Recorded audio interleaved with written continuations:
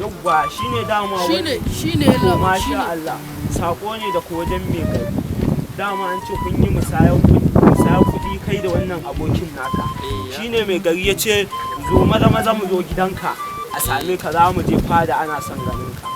Shikenan. Tunda kira ne ka san duk ba na ji bane. Masha Allah. Amma dai na fara tuna da abokin nan.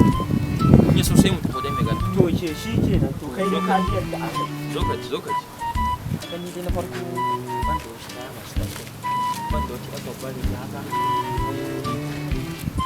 Ya kula ka sai ka dan taimaka ko a cikin kayan ka ne gaban dan doki daya haka dan zuwa dai wajen mai gari. ka ga tsaya zan ba ka komai da komai amma ba kuɗi na sai ka ban Ai ba damuwa. kuɗi na sai ka bani babu wani waye ka gane Babu damuwa wajen mai gari.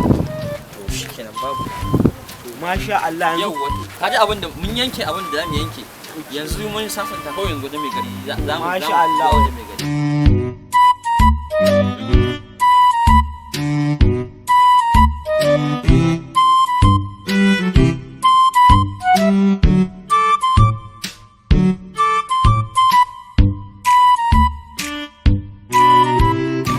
Masha Allah wannan shine kenan gaskiya ne kaga dai aka dai kamar zai abun arziki amma dai to kasan an ce dan adam ajizi kai Allah sarki to ina ganin maka takarda karanta musu ko yawa sai aka karanta musu shari'a kasan mu shari'a ba masa yawa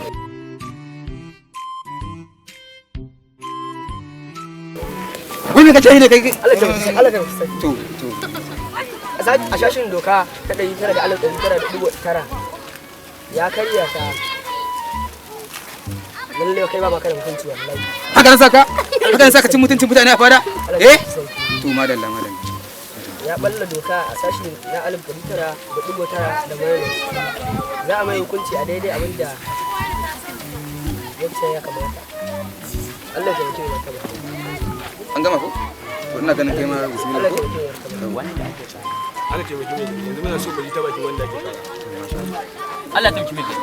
Yanzu wannan mutum da kake gani fa mahaukaci ne. Yanzu ma sai ka ji ya ce wannan kayan da jikin ya nasa ne. da na ubanka ne kai Dokin da tura shi ma sai ka ji ya ce nasa ne. to da na ubanka kai ne wai haka nan saka cin mutuncin Allah ya taimake kai to dama lokaci ne ko zama da shi dama lokaci ne ko